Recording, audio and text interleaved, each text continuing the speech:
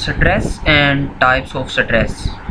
वैसे तो स्ट्रेस की बहुत सारी टाइप्स हैं। इस वीडियो में हम ये कोशिश करेंगे कि हम मैक्सिमम स्ट्रेस की टाइप्स को डिस्कस करें। तो चलिए देखते हैं स्ट्रेस की कितनी टाइप्स हैं।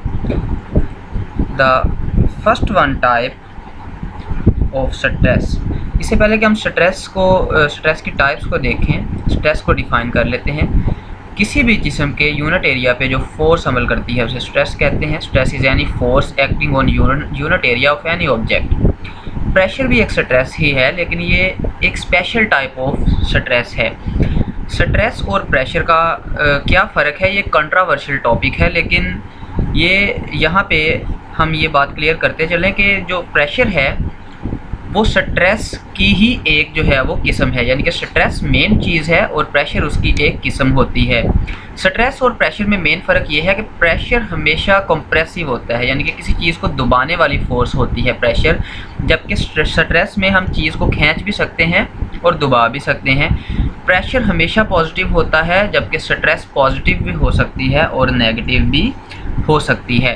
तो क्योंकि स्ट्रेस भी फोर्स पर यूनिट एरिया है और प्रेशर भी फोर्स पर यूनिट एरिया है, इसलिए दोनों का यूनिट जो है वो न्यूटन पर मीटर स्क्वायर होगा, जिसे हम पास्कल बोलते हैं। तो स्ट्रेस और प्रेशर में थोड़ा ही फ़र्क है, तो इसे भी आपने नोट करना है। तो अब चलिए हम चलते हैं स्ट्रेस की मुख्तलिफ टाइप्स के ऊपर। यहाँ हमने स्ट्रेस की टाइप्स का जो है वो एक चार्ट बनाया है। स्ट्रेस की अगर हम देखें तो तीन मेन टाइप्स हैं। सबसे पहली टाइप है नॉर्मल स्ट्रेस, दूसरी टाइप है शेयर स्ट्रेस, तीसरी टाइप है हाइड्रोलिक स्ट्रेस। अभी हम डिटेल से देखेंगे।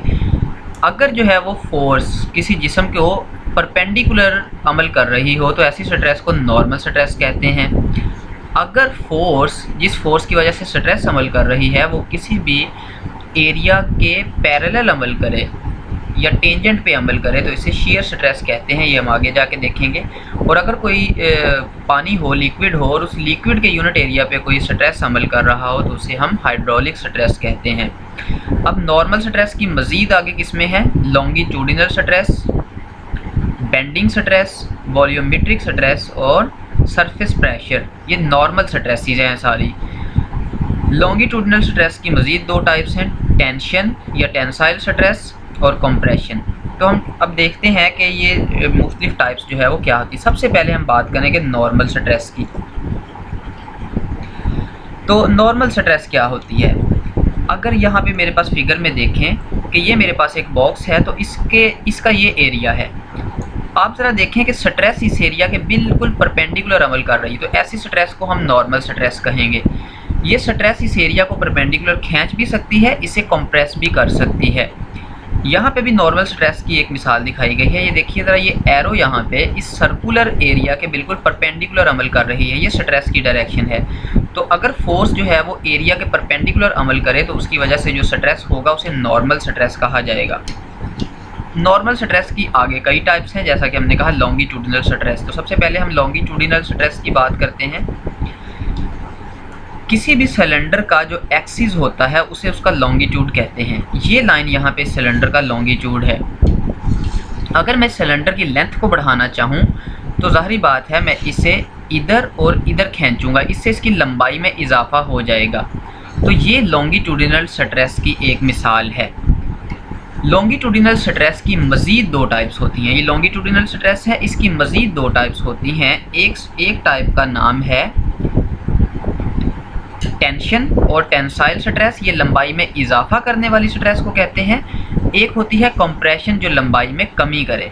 तो लॉन्गिट्यूडिनल स्ट्रेस की दो मज़ीद टाइप्स यहाँ दिखाई गई हैं। ज़रा देखिए, यहाँ पे जो है वो इस सिलेंडर को खींचा जा रहा है दोनों तरफ से, तो ये जो एक्सियल या लॉन्गिट्यूडिनल स्ट्रेस होगी, ये स्ट्रेस जो है वो लंबाई में इजाफा कर रही है। इसे हम टेंशन कहेंगे या टेंसाइल स्ट्रेस कहेंगे। टेंसाइल स्ट्रेस वो स्ट्रेस होती है जो किसी जिस्म की लंबाई में इजाफा करे। वो स्ट्रेस जो किसी जिस्म की लंबाई में कमी करे उसे कंप्रेसिव स्ट्रेस कहते हैं। तो हमने देखा कि लॉन्गिट्यूडिनल स्ट्रेस की दो मज़ीद टाइप्स हैं, एक को टेंसाइल स्ट्रेस कहते हैं और एक को कंप्रेशन कहते हैं। नॉर्मल स्ट्रेस की एक टाइप हमने पढ़ ली है जिसका नाम है लॉन्गिट्यूडिनल स्ट्रेस। नॉर्मल स्ट्रेस की मज़ीद दूसरी टाइप है, उसे कहते हैं बेंडिंग स्ट्रेस। तो देखते हैं बेंडिंग स्ट्रेस क्या होती है। बेंडिंग स्ट्रेस ऐसा स्ट्रेस है जो किसी जिस्म को बेंड कर दे। मिसाल के तौर पर ये मेरे पास पुल है और इस पुल के ऊपर एक बस चल रही है, तो अगर बस का वज़न पुल से बहुत ज़्यादा होगा तो ये ब्रिज बेंड हो जाएगा। जब बेंडिंग स्ट्रेस अमल करती है तो ज़रा देखिए कि इस पुल का ये वाला जो हिस्सा है ये कंप्रेस हो जाएगा, इसकी लंबाई कम हो जाएगी, और नीचे वाले जो पुल का हिस्सा है ये टेंस हो जाएगा, यानी कि खींचा जाएगा। तो नीचे वाले पोर्शन में टेंशन अमल करेगी, यानी कि उसकी लंबाई बढ़ जाएगी, और ऊपर वाले पोर्शन में जो है वो लंबाई कम हो जाएगी। तो बेंडिंग स्ट्रेस की भी दो ही टाइप्स हुई, एक कंप्रेशन और एक टेंशन। तो यहाँ हमने ये भी मेंशन किया हुआ है कि बेंडिंग स्ट्रेस की भी दो टाइप्स हैं, टेंशन टेंसाइल स्ट्रेस और कंप्रेशन, यानी कि जब भी कोई चीज़ बेंड होती है, कोई ऐसा स्ट्रेस किसी चीज़ पे अमल करता है कि वो चीज़ बेंड हो जाए, तो उसमें दो जो है वो किस्म के स्ट्रेस प्रोड्यूस होते हैं। उसके बॉटम पोर्शन में अगर टेंशन टेंसाइल स्ट्रेस पैदा हुई है तो उसके टॉप पोर्शन में कंप्रेशन स्ट्रेस पैदा हो जाएगी। ये सारी की सारी जो फिगर्स हैं ये बेंडिंग स्ट्रेस की हैं। नेक्स्ट हम बात करते हैं वॉल्यूमेट्रिक स्ट्रेस की, क्योंकि हमने कहा था कि जो नॉर्मल स्ट्रेस है उसकी तीसरी जो किस्म है वो है वॉल्यूमेट्रिक स्ट्रेस। वॉल्यूमेट्रिक स्ट्रेस के बारे में इम्पोर्टेंट बात यह है कि वॉल्यूमेट्रिक स्ट्रेस वो स्ट्रेस होती है जो किसी जिस्म का वॉल्यूम चेंज कर दे। उस जिस्म की शेप चेंज होगी या नहीं होगी ये ज़रूरी नहीं है।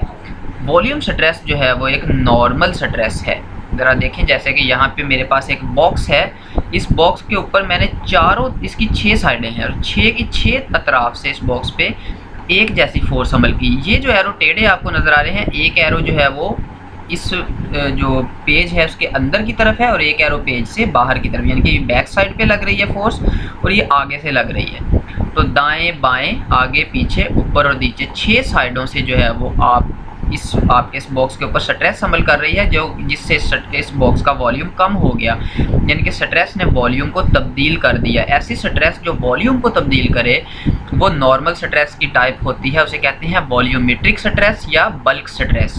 तो ज़रा देखिए, हमने नॉर्मल स्ट्रेस की 3 टाइप्स देख ली, लॉन्गिट्यूडिनल स्ट्रेस, बेंडिंग स्ट्रेस और वॉल्यूमेट्रिक स्ट्रेस या बल्क स्ट्रेस। लॉन्गिट्यूडिनल स्ट्रेस की 2 टाइप्स होती हैं, टेंशन, अगर लंबाई में इजाफा हो तो टेंसाइल स्ट्रेस कहते हैं, और अगर लंबाई में कमी आए तो कंप्रेशन या कंप्रेसिव स्ट्रेस कहते हैं। अब हम बात करते हैं नॉर्मल स्ट्रेस की चौथी टाइप, जो कि है सरफेस प्रेशर। तो चलिए अब हम सरफेस प्रेशर की बात करते हैं। जैसा कि मैंने स्टार्ट में ही कहा था कि सरफेस प्रेशर जो होता है, सरफेस प्रेशर भी स्ट्रेस की ही एक किस्म है। तो यहाँ पे मेरे पास ये मेरे पास जो है वो सरफेस प्रेशर की एक फिगर है, ये देख लीजिए, या कोई भी इसमें हम फिगर देख लेते हैं जिस पे सरफेस प्रेशर अमल कर रहा हो। ये भी मेरे पास सरफेस प्रेशर की ही एक फिगर है। तो जहाँ पे भी फोर्स किसी जिस्म के ऊपर नॉर्मल अमल करेगी वहाँ पे प्रेशर अमल करता है।